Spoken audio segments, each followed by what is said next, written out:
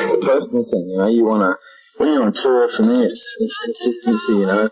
And the better the show last night, the tougher the next night is, because you just want to meet it or better it. And we spent most of the 80s trying not to sound like anyone else, you know, and not being a heavy metal band or whatever everybody else is doing, you know, or a sort of new wave pop, you know, like.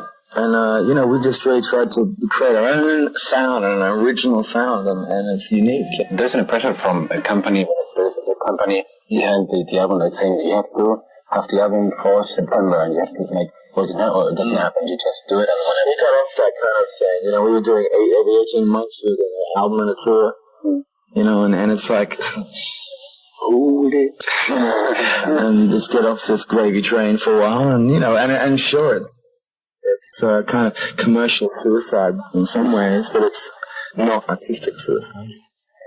Where do you live right now? Because you come from Australia and you live in London, or... Everywhere but me back in Australia now. It's sort of all the way, worked our way back.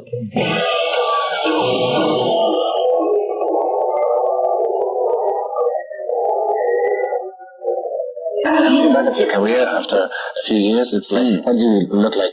What was the worst thing about becoming so huge and worldwide, and which is the best part? Does that have to do with people recognizing you, or losing part of your privacy? And no, it's not. You know, it's a very complex thing, actually. So I think you have to enter into a whole new interpretation of how you look at life, and to keep it as unjaded and keep it as natural as possible, you know, to retain no matter what happens. You know, the money comes and goes, the charts go up and down, but who the hell are you in the end, you know?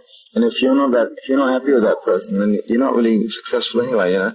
I think that must be hard at certain times in music history, like, for example, when Mariah Carey is number one for a month, she doesn't get from number one, and you ask, how can it be? And well, it can be because the public is a weird, fickle monster, you know. People say, hey, any advice for a young band today? And you're like, well, yeah, do you love music? Then just play it. Yeah. Everything from there on in is a whole new world, you know.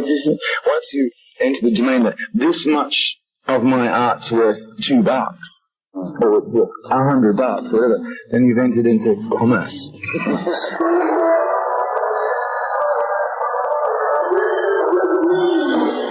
You miss Australia for living as you left the country? Yeah, I'm living in London at the moment, and I really want to, you know, I'd love to get back to Australia and get back to my family. Do you miss your family when you're on tour? Because it's like long tours. I miss my family for 1 hour. You think your children could be to a tour? No. It must be amazing, you know. It's quite exciting. It's really good to actually sort of get involved with what your dad does, to really see it for what it is, smell it, hear it, take it, you know. And you've got to have your beliefs and do what you believe in and you want to be, you know. And that's hard to do, you know.